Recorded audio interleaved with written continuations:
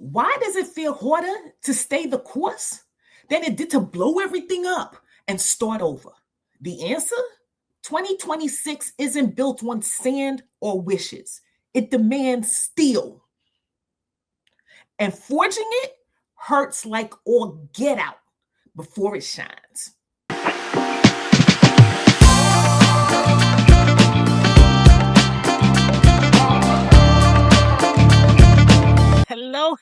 Hello, and welcome. So glad that you're here. Just come on in, kick off your shoes, get comfortable. I just poured the tea and I really need to talk. Really need to talk. As some of you may know, I retired at 46. Yeah, that's a real thing.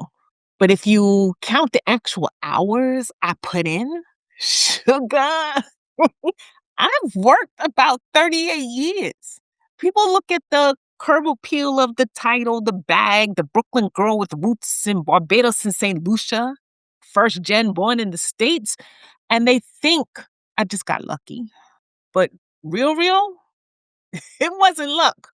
Like, it was pure strategy that I had to build floor by floor. But let me be real, it hurt. Because when that corporate world finally let me go in 2024, I had to face the hard truth. I was successful. Yeah. I got to retire. Yeah. But once again, that's all curb appeal. My truth and the truth for many of you, I was renting space in my own life.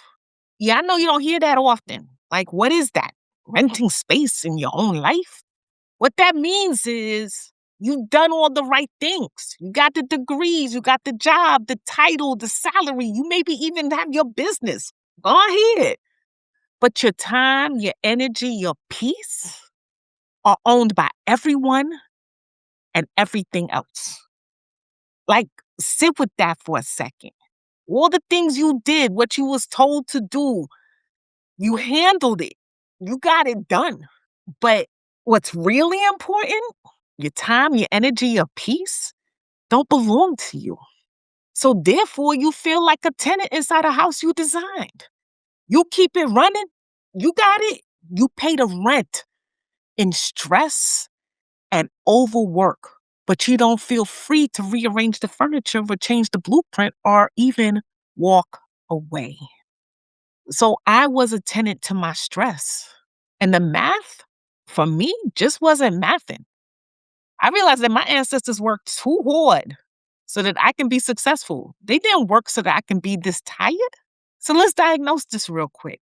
We in this world trying to build a skyscraper of legacy, aiming to create something tall, visible, long lasting with our life and our work, not just some small temporary structure.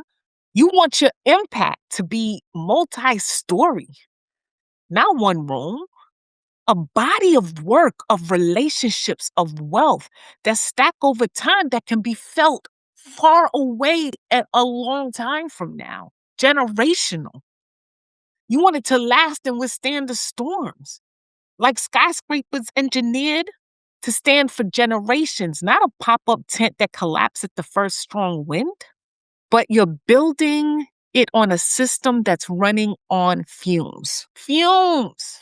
And I know for many, you done. You're done with it. You're trying to create something massive and enduring, your legacy, your business, your impact, using a foundation that's completely depleted. No energy, no capacity, no sustainability. Like trying to construct the Empire State Building when the crane has no fuel left, the workers haven't slept in days, and your concrete mixer's battery is dead. Just to give a living example. But then the true result, which is hard for many of us to even fathom, the whole thing collapsed under its own weight because the base can't hold the ambition. Yo, that hurts. That really hurts. And what we do about it, We think that jumping from one new project to the next is building, but that's just restlessness. If you keep starting over, you're just building a subdivision of half finished houses instead of a masterpiece, a skyscraper that stands forever. It's truth time. It's truth time. So let me be clear. This isn't a problem with the plan, your blueprint. It's not. And I don't want you to take that like I'm doing something wrong. Nah, most of this, I'm going to say 80 to 90% of this is a glitch in your internal operating system. We do it to ourselves. And as a second stage responder, the name I've dubbed myself, I look at the smoke, but I also look at the structural integrity of the build. And what do I mean by that? I mean that I can see you. I can see beyond the smoke screen, the curb appeal. And I help you look at what's really going on the inside. What do you really want to do? And help get to a place of that clarity so we can get on solid ground. And once we're there, we get to dig deep to build tall. So I shared earlier, I was let go from my work in 2024. And in that moment, I didn't know what I needed. But I'll tell you this, my body sure told me and made sure that I took an extended strategic pause, which is a fancy way of saying it made me sit down and get quiet. I spent months curing the concrete. I had to fix my own internal wiring, which then I used, and it allowed me to use those months to restore my energy, rebuild who I was without a corporate title, and renew my freedom so I can move with absolute power. I now deem this building skyward, digging deep first, eliminating the stuff that does not have to be, but building the structure so I can climb higher and build taller without toppling over. I now call it the vertical acceleration plan. ACCELERAT, which is just a roadmap to make sure your work is worthy of your soul. You get that? Not title, not position, but worthy of your soul. We'll dig into more of this in the upcoming weeks, but that is what I was able to use to get back to where I needed to be.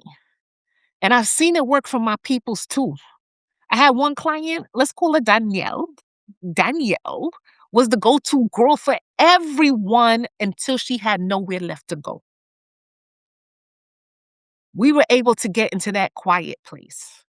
And we identified the internal demolition crew that positive intelligence calls saboteurs. And we worked to flip the switch, to get her to a place of sage, her true self.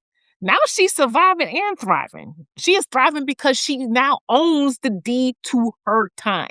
And by owning the deed to her time, she owns the deed to her energy. She owns the opportunity and the ability to build without a title. And she has the base of her freedom so she can move in that absolute power. So if you're ready to stop being a tenant of your stress, we need to recode your inner game. Let's do it. One way is through journaling. So I'll share that with you. Journaling, you'll get the stuff out. And at every stage of whatever's happening with you, I have something that will help prompt getting that out of your system. So whether your career is on fire, and you need to triage, or whether you're ready to architect your exit from the 9 to 5 life to build your own, I got something for you. Your legacy isn't about how much you can suffer. We are done renting space in our own lives. Our legacy, your legacy, is about the structure you build to last. The kettle's on. So let's get to work. Have a question you want me to deconstruct at the drafting table? Go to asktiana.online/ask and leave me a voice note. Thank you so much for joining me at the drafting table.